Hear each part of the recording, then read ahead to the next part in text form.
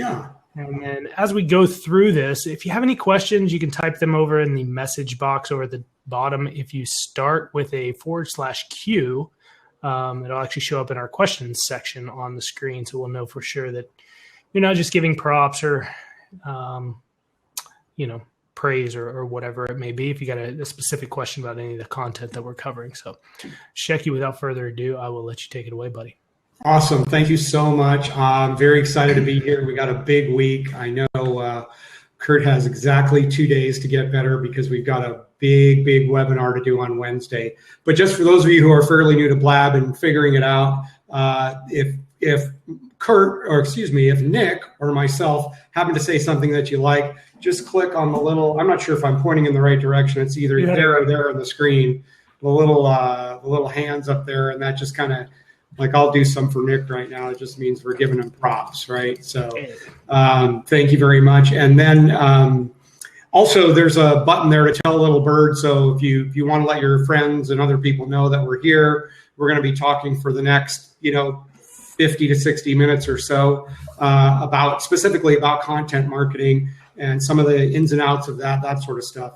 I am very excited because just on a personal note, the guys that I work with, this guy, Nick, and Kurt and all them, constantly give me crap about my being behind technologically. So I purposefully have now, if you can see that little beauty right there. No way. That is a brand new MacBook 50-inch Pro, top of the line, baby. Good job, Shecky. Right, my new Road Warrior, because for those of you who are not aware, it is coming up on South by Southwest in Austin, and that's when things just get absolutely nuts. And I leave town, so I'm going to be working remotely for the next couple of weeks, and I'm happily excited about it because I've got some really great machinery to take with me when I leave town. So I'm very excited about that. But anyway, this week we're talking about content marketing and really why it's no longer optional.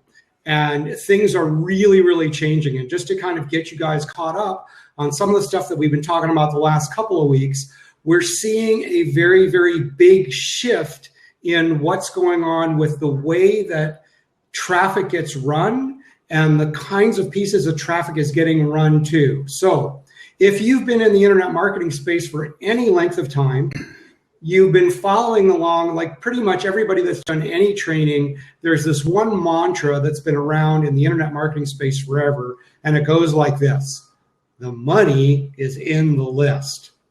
The money is in the list. Now, Nick, I know you've heard that over and over again, and I'm not here to, really slam the fact that an email marketing list is an important component of an online marketing effort, but it's really no longer true that that is the holy grail, let's just say, of internet marketing. So what we're seeing is because of retargeting and because of the way that social media is becoming so prevalent as a major force in advertising, that these advertisers don't want to take ads that go directly to landing pages anymore. And again, it's not to say there's anything wrong with the landing page. It plays a very important role, but things are shifting. There's this big shift. And we heard Gary Vaynerchuk say this a couple of weeks ago in San Diego. And I just found something, a quote by Pete Cashmore, who's the guy who runs and started Mashable, which is a very famous blog all about technology. And he essentially has said the same thing, that the new currency of online marketing is attention, right? So, if you think about it, I know, Nick, we've seen this over and over. I mean, I know you get involved in like designing funnels and things like that. And so some of the stuff that you're doing for our clients in funnel design, like what's some of the stuff that you're seeing that's changing in funnel design to accommodate this new currency of attention? Well, it's really about content, like you were saying earlier, Shecky, and even with email marketing, the money is still in the list. I mean, you can still make a ton of money by collecting opt-ins and emailing them, but people have become there's so much email out there, right? Every day, I probably get 400 to 500 emails. I'm not kidding. Like I'm on every list that there is, but there's only one or two people who keep my attention. I make sure I read their emails every day. The rest of them get sent to the trash for the most part. And so the reason the people that keep my attention keep it is because they are offering me value. They're giving me stuff that I need, I want to use. It's stuff I enjoy, I look forward to. They know how to kind of mold that story that I want to hear that's really speaking to me. So when you talk about funnels, it's kind of the same thing. We used to, this wasn't that long ago, 18 months ago or so, the hottest lead pages that we were running, our traffic to were a big picture of a girl sitting on a beach with a little bitty box in the middle that said, here's something you're going to receive by giving me your email. Now, I'm not saying that doesn't work. Those are still very powerful, but the advertising networks don't like them very much anymore, and they're moving away from that, right? You've got to have more content.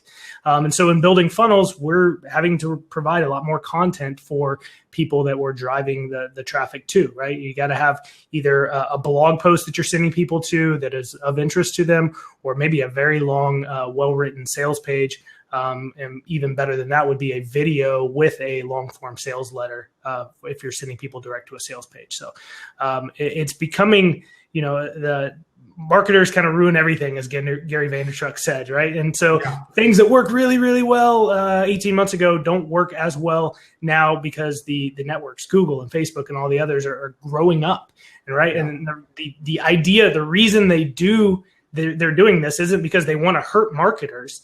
It's because they look at all the data that's coming in, all the people that are visiting, doing searches and doing their thing on Facebook or Google.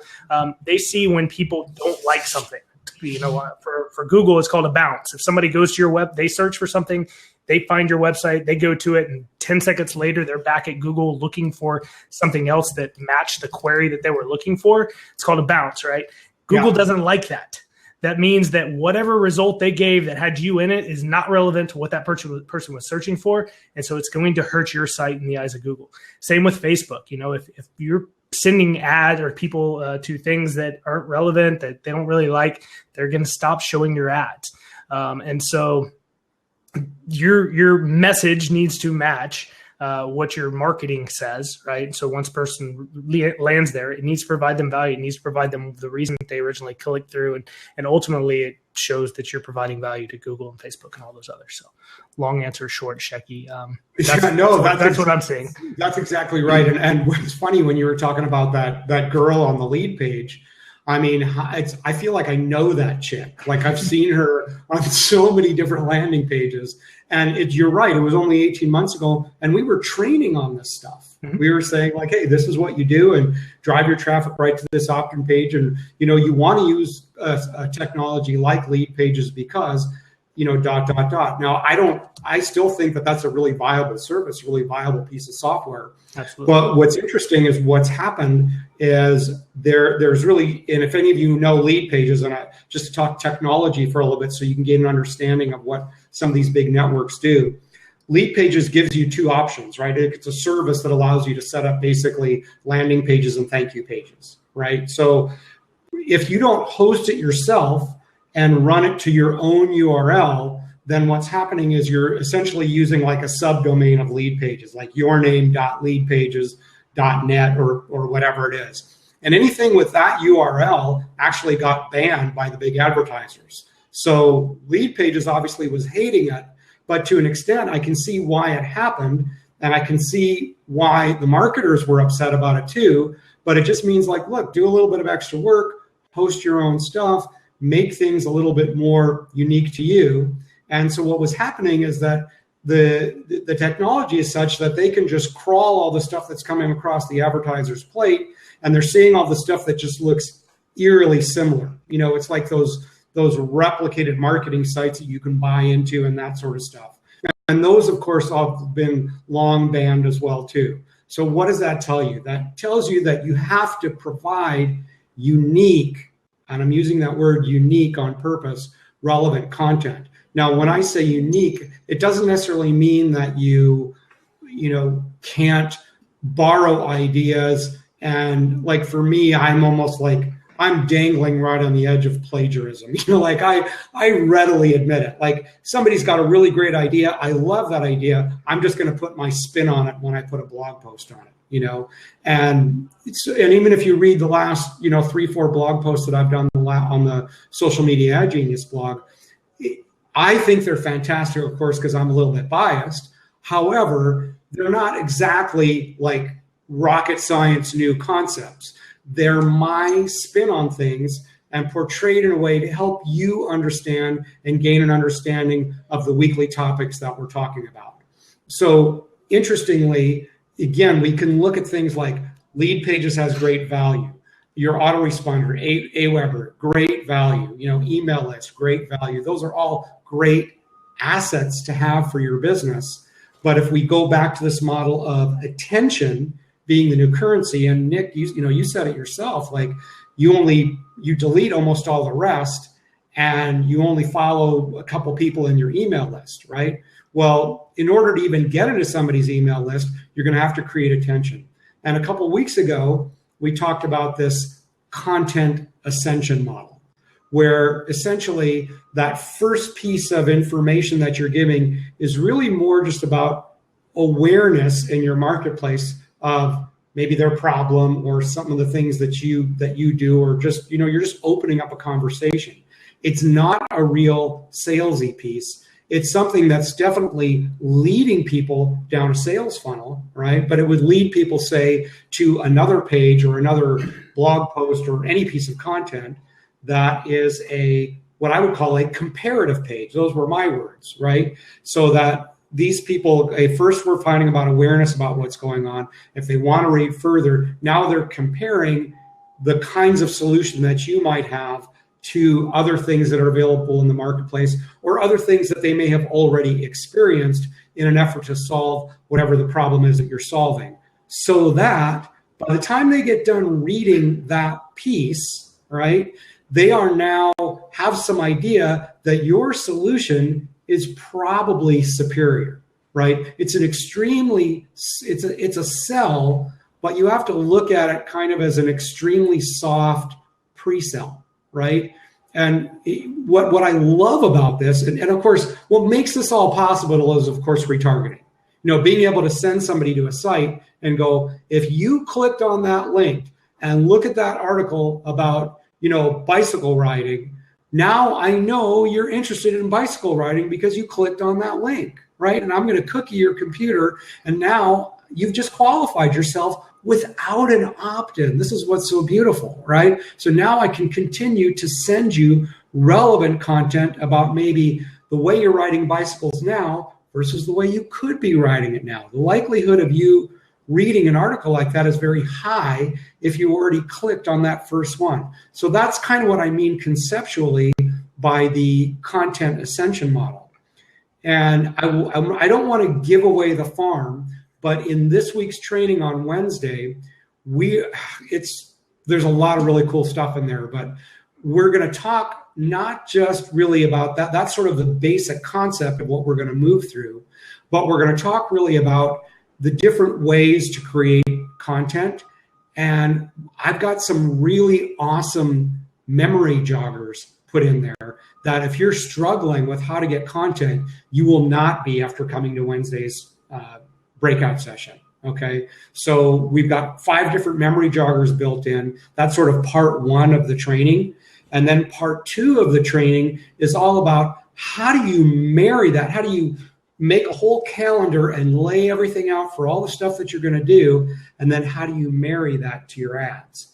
So by the time we get done with Wednesday's breakout session, it's a long way already from just this conversation about content ascension model. I mean, I know you guys get that, but now we're going to really put the rubber onto the road. So I'm real excited about it because we've got just an awesome training plan for Wednesday. I know I've been blabbering a lot, but Nick, you got anything you want to add to that? You said you had 5 memory joggers. Let's give them one, Shecky. Am I putting you on the spot? No, I can remember 2 or 3 of them. I mean, I kind of got to look at the slides, but let's just do one. One of them is, are you following your competitors, right? Because if anybody else is in your space, right, let's just use bicycles because I just happen to be on that. But who else is selling bicycles in your space? How are they selling them? What do their blogs look like? What do those articles look like? What does their fan page look like?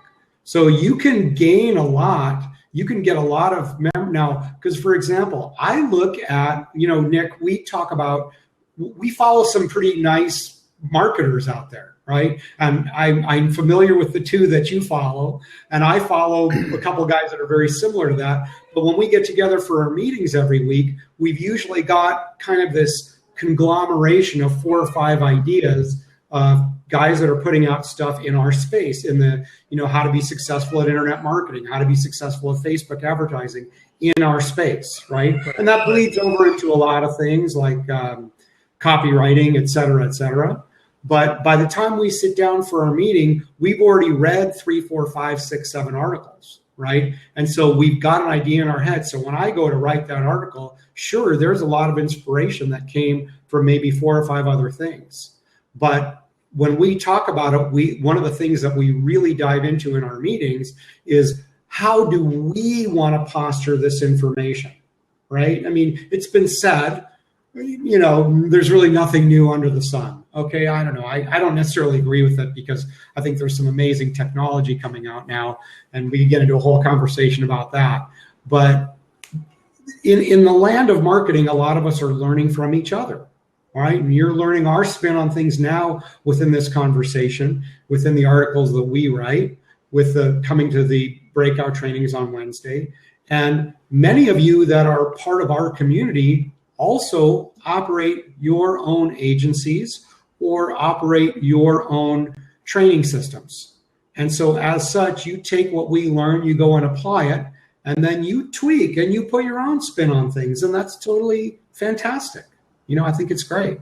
Do you have a little helper there today, Nick? Is that what's going on? Oh, you hear that? Yeah, that's one of the reasons I'm usually in the background, is I got 2 kids under 4, so it's kind of a zoo around here.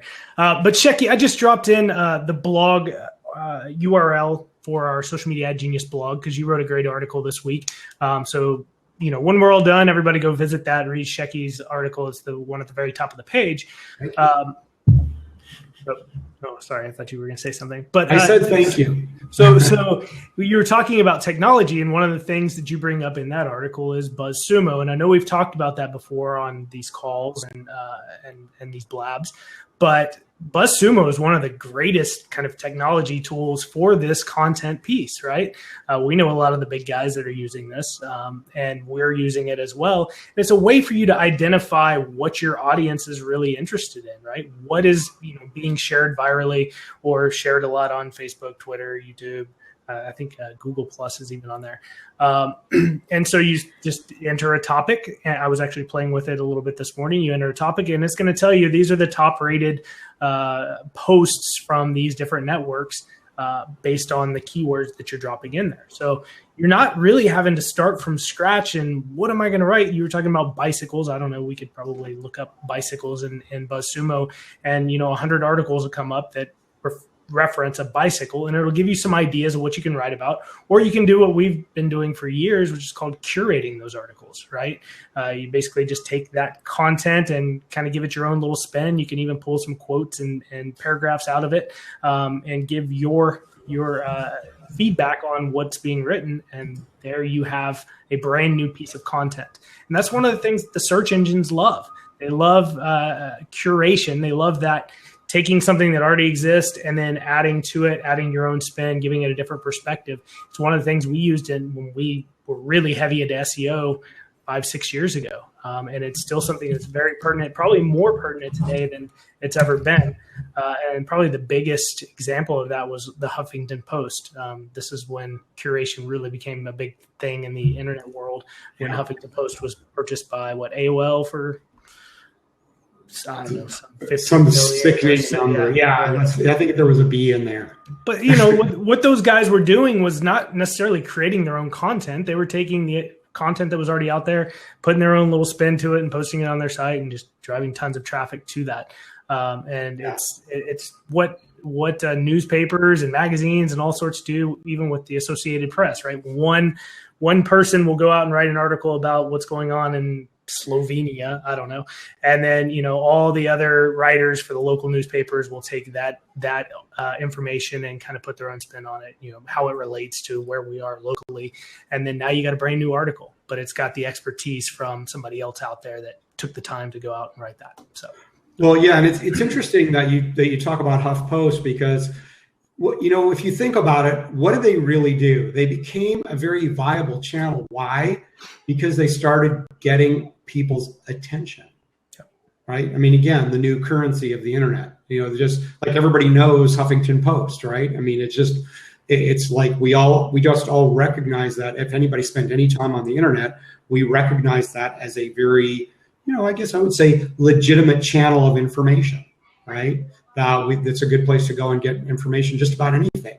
And it's interesting. I wanted to just shift gears for a minute because you talked about BuzzSumo, because you're kind of also giving away another one of the memory joggers. But I'm going to put a little in your article. Well, it's in my article, but I'm going to put a little tease in there. There's another tool that I found that I'm not announcing till Wednesday. And I find it to be just as good as BuzzSumo, right? So if you want to find out what that tool is to help you get inspiration for your content, come on Wednesday and we'll talk about that. I'm just giving a little plug for Wednesday's breakout session. Well, since you're plugging it, I'll go ahead and drop a link in here for everybody too. So. Yeah, sure. Just throw a link in there. But yeah, you guys definitely register. Our intention with the Blabs is just to, for you guys to get to know us and know what we're up to and what we stand for, and to support you and answer questions and things like that. But it's also to, just sort of give you some of the more conversational type insights to the topic of the week, right? And we're currently moving through what we've codenamed the SMAG Profit Factory, and that's a 12-week process, and this is week 7 out of 12. So we're right in the meat of it right now, and it's really, really awesome. And this is a system that we've shown over and over, proven to be it just flat out freaking works, right? And it's a way for you to, do your ads right and marry them to your content and get the content out there at the right time and follow up the right way. And, it's just a system that you can use really in any niche, right? And so every week when we do these breakout sessions, we're really doing a very, very deep dive into all the particular nuances of what's happening in that particular step. So this one is obviously very heavy towards content marketing, but as stated, there's a big piece on how to take that content and then marry it to the kinds of ads. The most important word to get about what I'm saying is really congruency. We see a lot of marketers putting up an ad and it's going, even though they're doing content marketing, it's going to content, but somehow there's like a disconnect between the ad, the headline, whatever, and what the landing page is going to. And some of it, I think, is because there's these big sort of, industrial type agencies putting out some of this stuff, and they do things, and they're getting clipped for this too, by the way, but there's a term out there called clickbait, and they're using kind of this, oh my God, you'll never believe what you might see on the other side kind of thing, and it's a little bit sensational, and it's in most cases extremely misleading to what the real topic is of where that traffic is being sent. So again, the big advertisers are, moving away from that and clipping people's wings.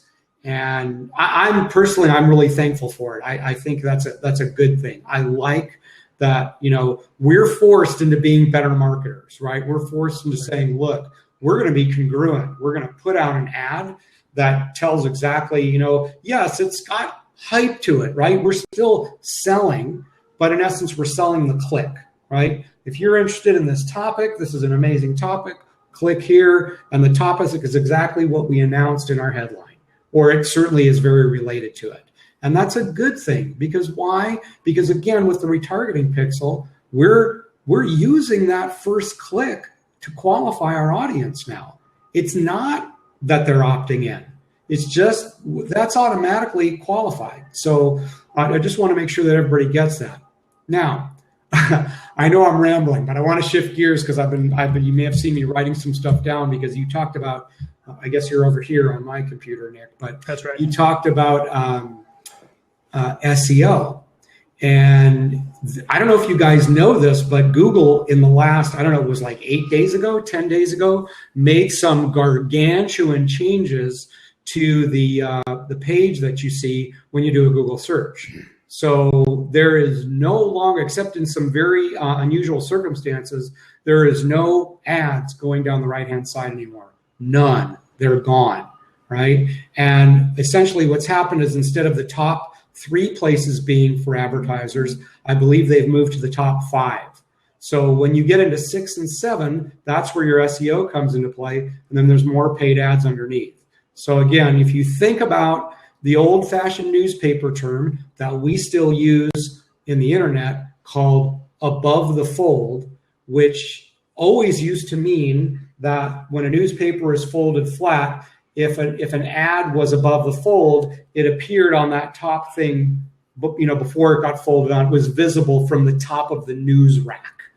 In internet marketing terms, that means that when an ad or any kind of content is above the fold, it means that your viewer on his or her screen can see it without having to do any scrolling.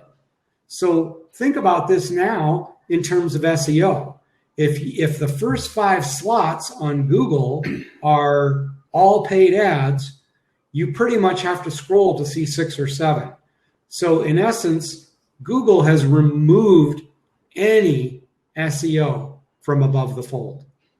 It's, so I'm not here to tell you that I think SEO is dead. I'm not going to like jump on that bandwagon, but I just think it's really, really interesting that we're seeing that. And what does it mean for the people that are so heavily invested in SEO, right? They're kind of, scratching their head a little bit, maybe doing some other things too. What's your take on that, Nick? Well, yeah. So we just had you want my username just posted that it minimizes the value SEO, and SEO has been, at least from my perspective, has declined over the last 5-6 years. When we were doing it, one, it was a whole lot easier to do back then, but two, all the people I know, the big gurus. I mean, Kurt and I were in some big masterminds with some of the top SEO people in the world. Almost all of them have gotten out of it. I mean, it's a very difficult business now because things are always changing. You'll build your entire business based on kind of your theories and the way you do it, and then Google can crush it overnight, right? And so a lot of those guys have gotten out of it for that reason. Does adding or getting rid of the side ads and pushing the SEO content down minimize SEO value? Probably so. I think people will see a decline, at least a small decline in the organic searches that are driving to their website. However, if you're like me, most of the time I just kind of blinded to those ads and I scroll down to get to the first result. So I guess time will tell. But it probably will hurt SEO a little bit, though SEO is never a bad thing. If you can be number 1 or number 2 on Google for some money search term, you're going to be in a great place. But you're also always going to be fighting for that. And it's a long, hard road. Getting to number 1 on Google is super easy with ads, right? As long as you can write the check for it, you'll be good. And then this person also says it can backfire. Possibly. It may just be something that Google's going to test for a time, and they're going to see that, revenues don't increase. They are a for-profit company, so they're going to do everything they can to make money. We see that with Facebook too. As soon as Facebook went public, I told Kurt everything's going to change, and it absolutely has, because they're now in the business to make money for their shareholders. Absolutely. So all these platforms that start off free, they've got to make their money somehow, and they make their money through ads. And so it's just going to be an ever evolving thing. One reason you want to stay plugged in here with us, and any of the other I don't want to say gurus, experts in this area. Things are always changing. And it's a good way to stay plugged into what is changing. So I don't know, dude. With that hanging microphone, you got guru written all over you. It's awesome. That is just awesome. I got to get one of those things. Like it's actually on an arm. I know. I love that. I've just got the little stand-up one right here. And it's just I've kind of got like mic envy all of a sudden. So I don't know. I think that it's interesting. You want my username. I'm looking at your comments, and I don't think whether it backfires or not. I don't think that we know the answer yet. One thing that we do know for sure is Google is going to be monitoring it extremely closely. I mean, they collect data on every little mouse click and every little bit of behavior, and they're doing some stuff similar to Facebook now with affinity audiences and retargeting and things like that too. So everybody, all these advertisers are upping their game, but I kind of like the change, and I'll tell you why. Because we've always been obviously more heavy into paid advertising. And, people are somewhat afraid of it. It's like, oh, I spent a bunch of money. I threw some money against the wall. It's like, yeah, you spent a bunch of money, but you got immediate eyeballs looking at stuff. Maybe they weren't the right eyeballs. Maybe your offer wasn't that great, but boom, it's like instant gratification, right? I mean, this is America, right? We're in the land of instant gratification. So in that regard, paid advertising is fan-frickin-tastic. And SEO is just a longer play. And let's face it, time is money, right? So you can dilly-dally around with all this, keywords and relevance and, kind of gaming the system and all the search indexing that has to go on. But it's like, I don't know, Nick, I just like the direct hit. We'll put some stuff up on, and it doesn't necessarily mean that every campaign that we run is successful. It would be lovely to sit here and say that we're true, but we know it's not. We know most of them are not. We're just, over time, you just get better at recognizing the stuff that doesn't work and shaving that stuff off and just going with the stuff that is starting to work. So there's a process there that we teach, and that's what Social Media Ad Genius is all about. But I like the fact that things are going more and more towards paid, because it's a very cause and effect, right? Do this, get that. There's nothing really nebulous about it. So I think that improves the game. I don't think it hurts the game. Well, it's kind of, there's a byproduct to the strategy that we're talking about today too, Shecky, and that is an SEO byproduct, right? We're creating content to send our ads to, right? So that people can get to know us. They can learn a little bit more about the subject matter at hand. We're building like and trust, which ultimately hopefully turns into a sale or a customer or an advocate for us at some point down the road. But because we're also writing on topics that are kind of maybe cutting edge or relevant in our marketplace, and because our websites are seen as relevant in that marketplace, we tend to show up in search terms that we're not even necessarily going for. I think it was 2-3 weeks ago I'd written, you and Kurt, and I found an article that you had written, and I don't know that you have much, if any, SEO background. I mean, I know you didn't write that article with SEO in mind. You wrote it with the audience in mind, but we were showing up at number 7 in Google for a term that was getting some hits. Nice. And it wasn't something you tried to do. It was just something that you wrote, and it happened to be relevant to what Google thought we were relevant for. And because we were getting some traffic to it, all of a sudden it's showing up. So it's, now we're getting traffic from both sides, right? We get the paid traffic, but we also get search traffic. Search traffic is really, really powerful, because people have buying intention in mind when they're searching for things, if they're looking to buy things. And if your site is one that they click on, you have a much higher likelihood of purchasing from you. So the content strategy, we're not saying going out and create a blog with 150 articles right away or anything like that, but providing content that's relevant to your market. I mean, one, it shouldn't be that hard for you if your market is something that you're interested in. And two, right, it's going to provide value for those users. You're not sending them to that landing page with the big picture in the box for them to opt in.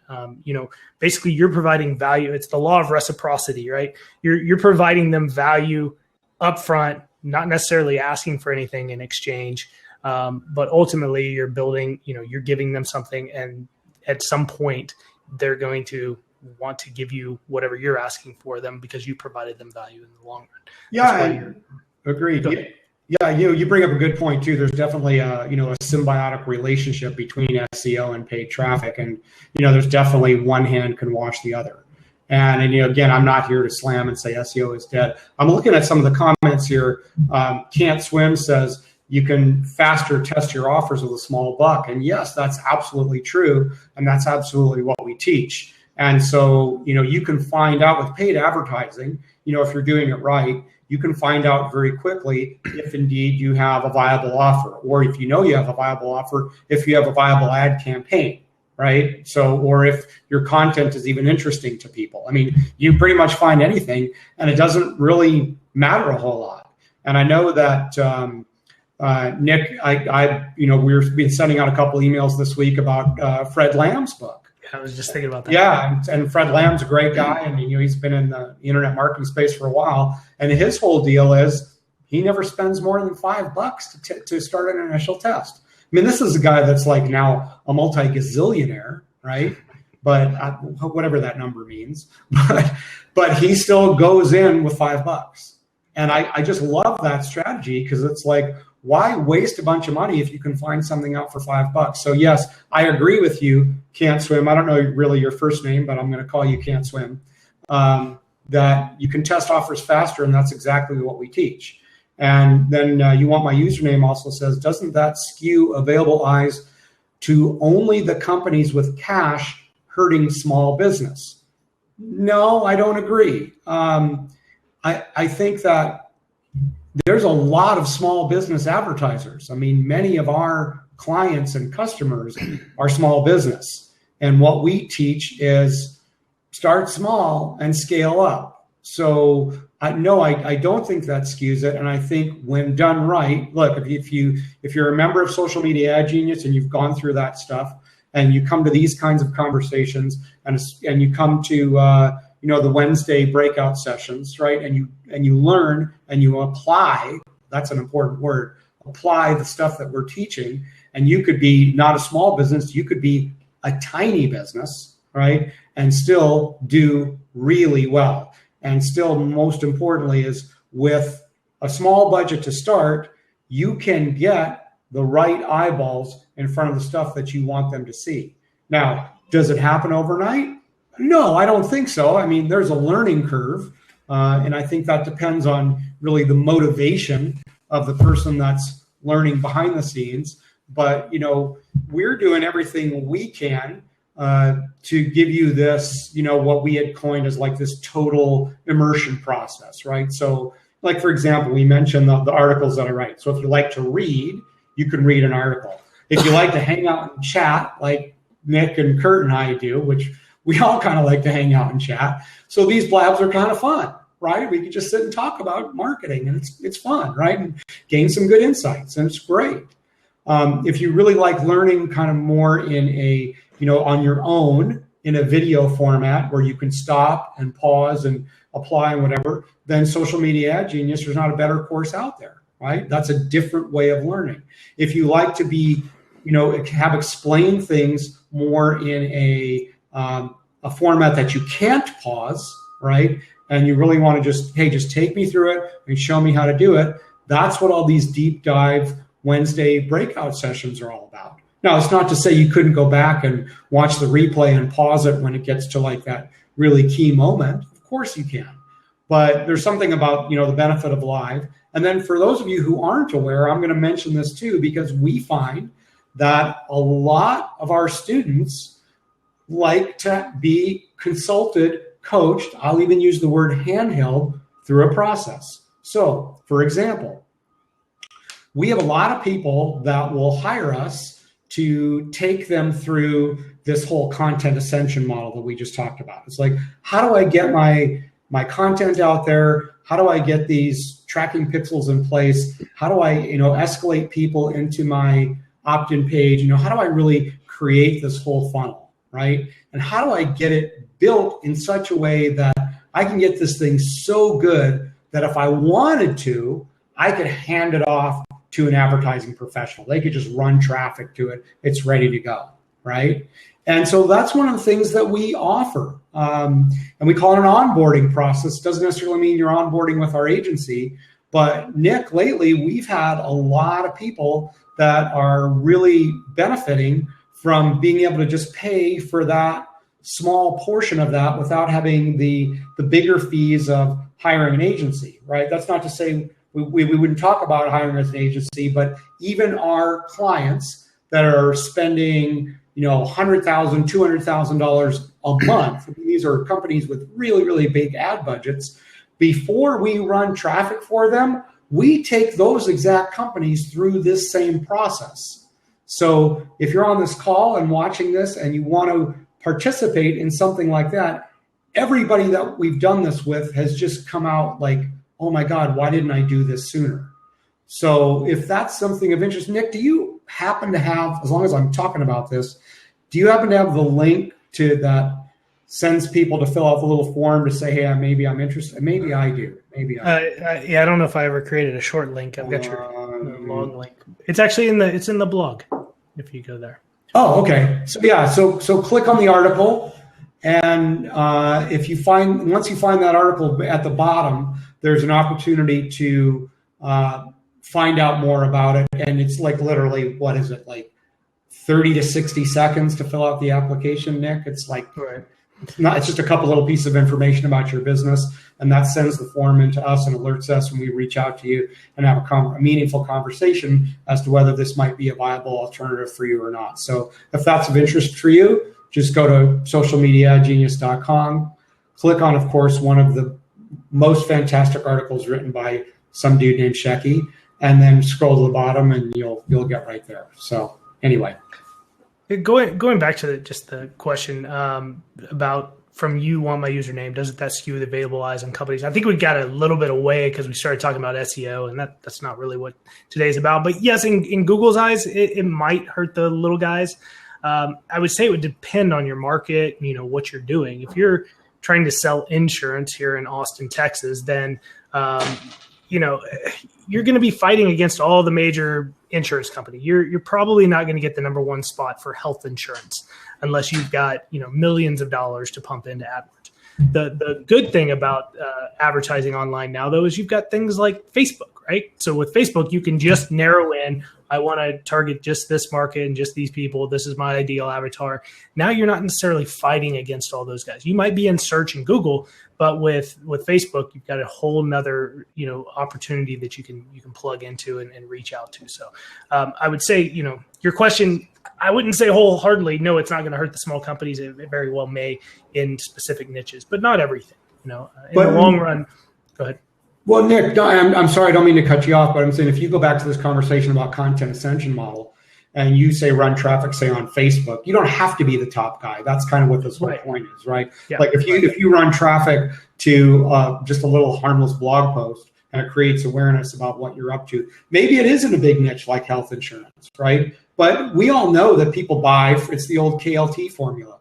People buy from who they know, like, and trust. You put out a good piece of article that, like, for example, some of you guys on this call know, Nick knows this. I had a full knee replacement surgery 5.5 months ago.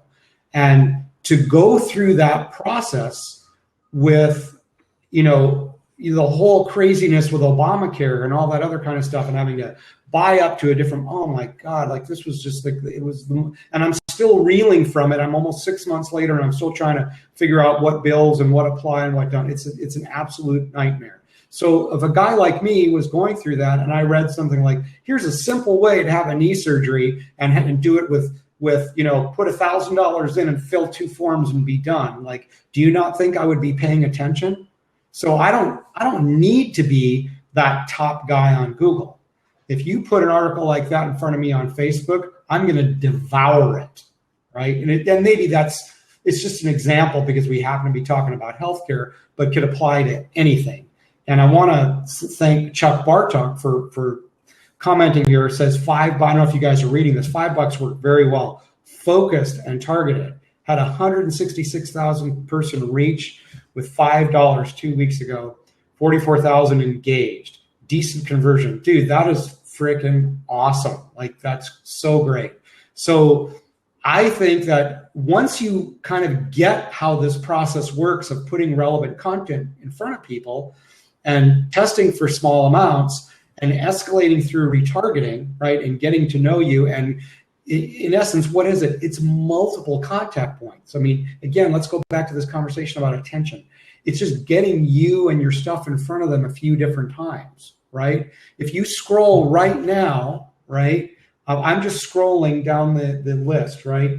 There's only one or two of those big green buttons that says it's their first day on Blab, right? So if I look at some of these usernames that are logged in here, and I look across the top, I know there's a few new names, but there's plenty of people on this particular Blab that have been on our previous Mondays, right? Guess what? I'm just going to go meta on you. This is multiple content. We're doing it over and over again, and it flat out works, right? We're end up selling more copies of Social Media Ad Genius. We get more people that want to be part of the community. We get more people that want to hire us for consulting. This is what we do. Right? We're also testing out content to make sure that it's relevant in the eyes of our audience. That which content is gets the best is best received by our audience. So yeah, for sure, it serves a lot of points. Plus, it's entertaining and it's fun, and it's not just an article, right? Well, yeah, I mean, as long as it's relevant, and that brings up another good point too. One of the questions that we often get is, well, why do you always talk about blog articles? Well, that's just because I end up writing a lot of blog articles. But the truth is, any relevant content is good. So, for example, we've talked about it, but for whatever reason, we have not jumped on the podcast bandwagon. However, I actually subscribe. There's 2 or 3 podcasts that I was never a podcast guy, but there's like 3 or 4 guys out there that I've got like serious man crushes on. But these guys are just amazing, right? I mean, they're just so, I don't know, they're just really evolved men. They are putting really good energy out there into the world. They're talking about marketing and life and love and health and fitness and all these things that just allow me to be a better guy and get insights into just improving myself. And some of you that know me know that I'm, very interested in personal development. And so they got a new episode. I want to put my headphones in and jump on my bike and ride around the lake and listen to that episode. I mean, that's like, I don't even really listen to music anymore. It's like I'm a big music guy, but I would say probably 80% of my listening now is probably podcast. And I'm not putting on, like the Hammerfest music just to ride my bike around the lake like I used to. So it's interesting how things are changing, but that's another. So it could be a podcast. It could be webinars. It could be any content. I mean, think about this, meetup.com. If you actually held a meetup group in your local area, is that content? Absolutely, it's content, right? Can you get leads from that? You absolutely can. Can you build an email list from it? Sure can. Now, it might be a slower boat to China, but if somebody met you in person, would you call that a qualified lead? I would say it is. So don't be limited, use your imagination. If you start thinking about your own content and what your message is and what you need and want to deliver to the world, what is the best way for your tribe to receive that? Could be multiple things. Maybe you're the kind of person that's just really great at, like, we know a guy, he's a personal development guy, who's like, he just will turn the iPhone on himself and he'll just start talking.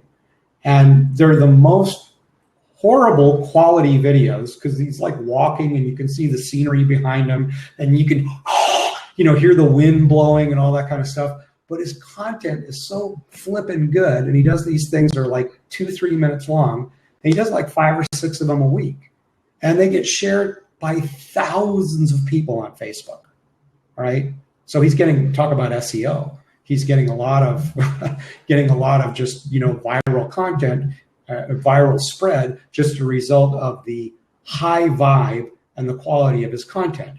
But his tribe really appreciates the delivery of that method. Why? Because he's so good at that method. So it's kind of a combination of what your tribe is expecting, but where your strengths are. So I would say just play to your strengths. And even if you're not good at it, just do it until you do get good at it. So you bring up a point, and one of the things I want to talk about since we're coming up at the top of the hour, Shecky. 2 weeks ago, we started a little contest, if it were. Oh, yeah, I forgot. Yeah. So for all of you, go ahead, and I'm going to drop the link in here one more time. .com/Webby. Go ahead and register for Wednesday's webinar. So each and every Wednesday, we give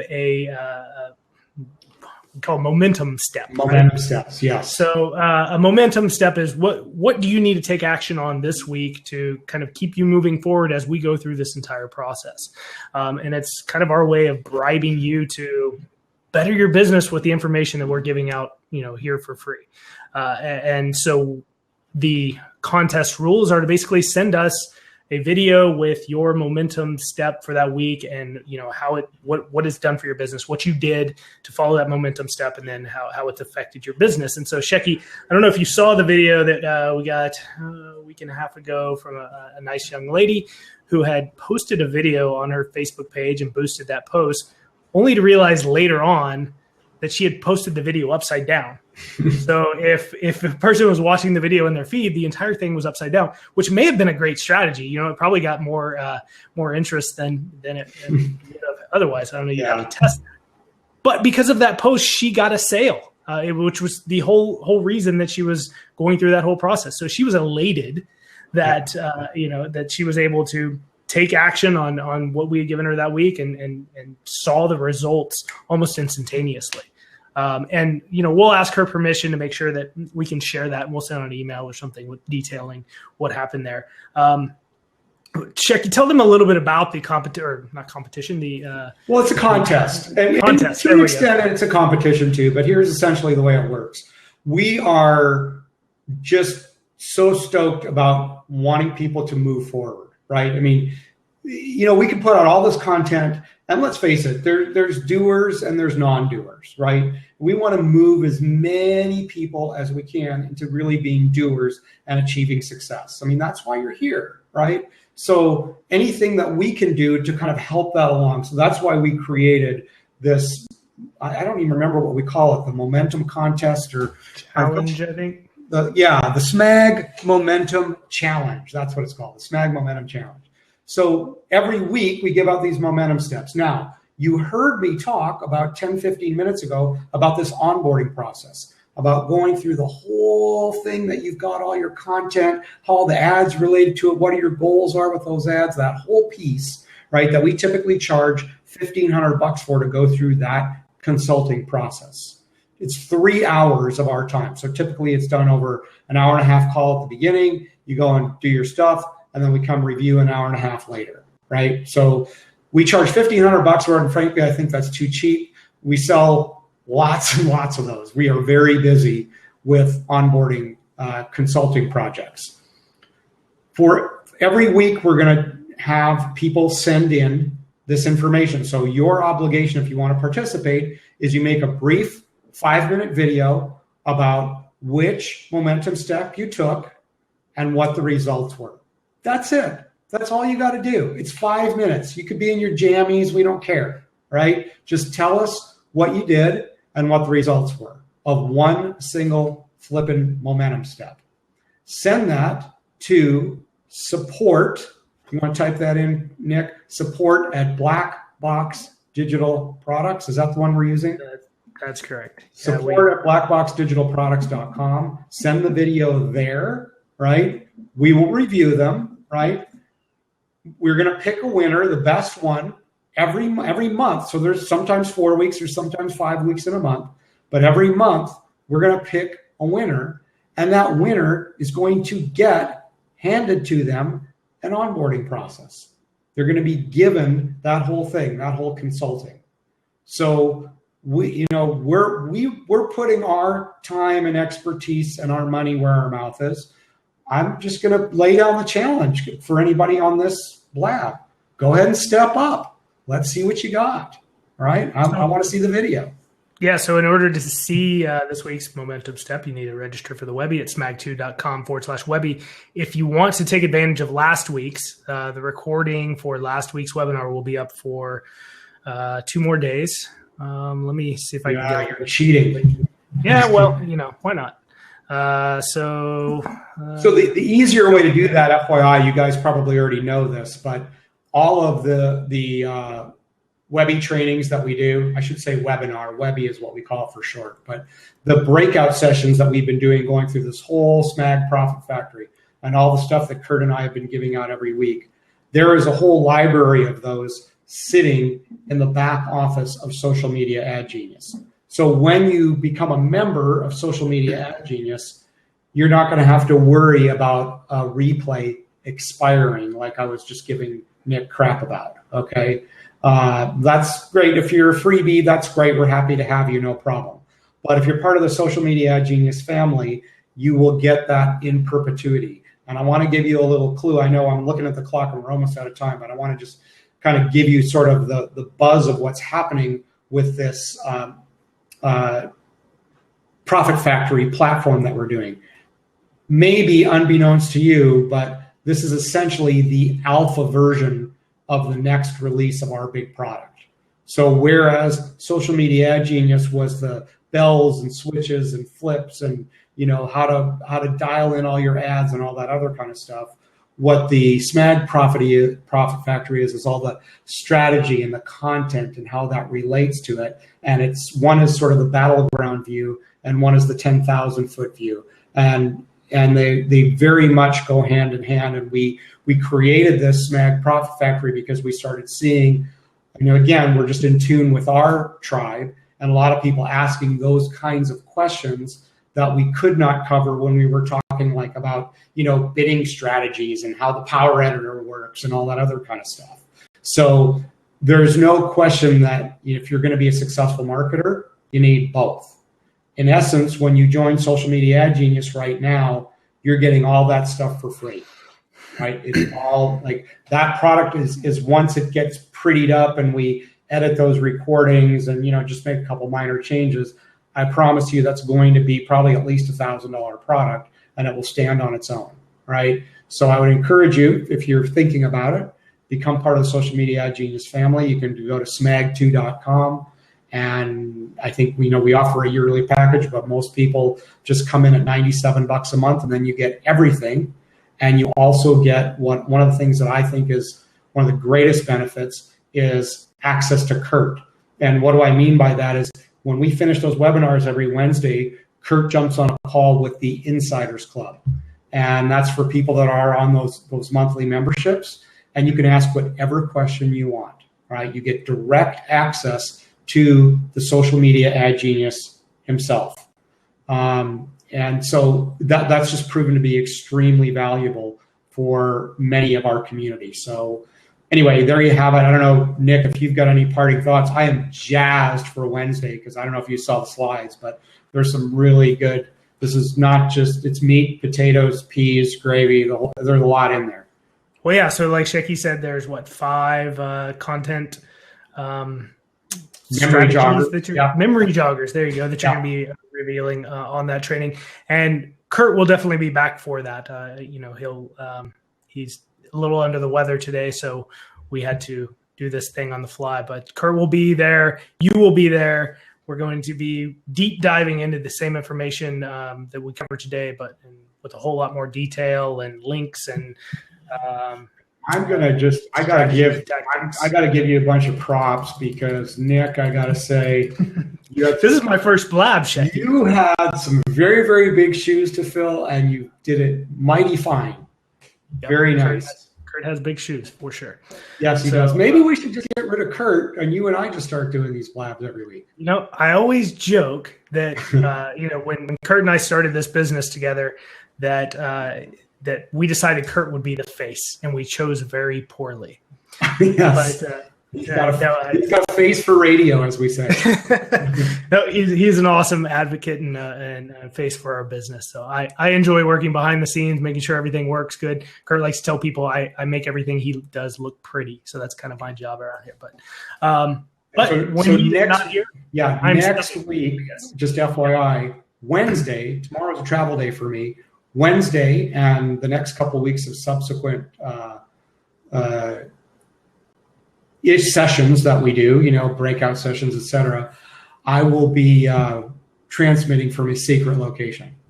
Great. On your brand new, On my brand new MacBook Pro. Awesome. 15, awesome. Not a 13, 15. Oh, wow. Yeah. Congrats, Shecky. That's awesome. Well, very exciting. Okay, so I will drop the link in here one more time, smag2.com/Webby. Join us Wednesday at 3 p.m. Central. We will spend an hour with you going through all of this content strategy in detail. It's something you definitely want to see. Go ahead, Shaq. Well, I want to say, so social media, Sean is saying thank you. Thank you for being here. I really appreciate you. And just thanks to everybody that comes to these things and engages and, gives intelligent comments and questions. You are very, very much appreciated. Yep, absolutely. Well, so thank you, everyone. We will see you all Wednesday. Thanks, Shecky, so much for being here. Thank you, brother. With us. All right, we'll talk to you soon. Bye-bye.